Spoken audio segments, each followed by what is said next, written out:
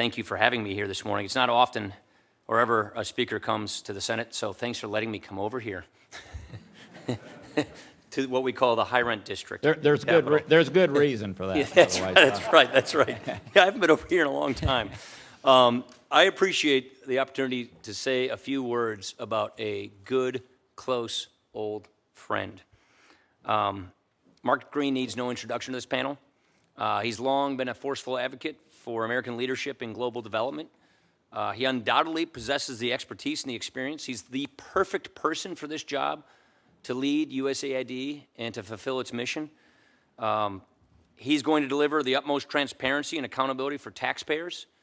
The president certainly made the best possible choice. I've known Mark Green for 20 years. We were both elected together in the same election in 1998, along with Tammy, to the House. Our offices were next door to each other.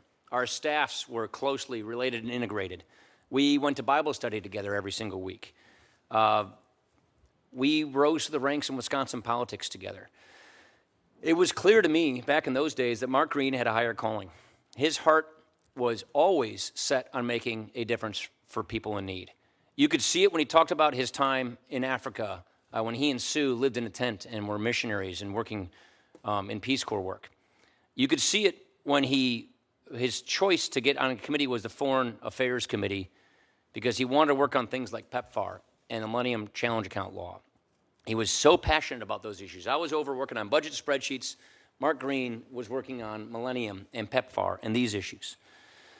You could see it in just the passion that he has for advocating for the people who cannot advocate for themselves. This is his North Star. This is his life's work. This is what he does. And so the endorsement I have for Mark Green is not merely personal. It is the fact that you could not have a better person to lead this kind of an organization. The work done by USAID, funded and overseen by this Congress, is critical to advancing security and democracy around the world, even more this time at the moment we are in than ever before, I would argue.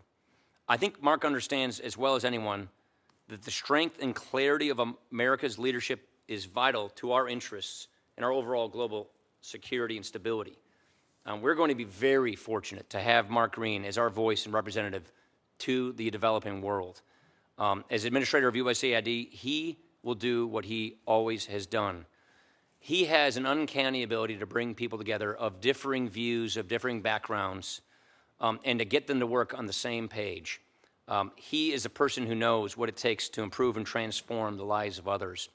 And so I just could not give a better unqualified endorsement of a more fine person to lead a very important agency at a very important time than Mark Green. So thank you for having me.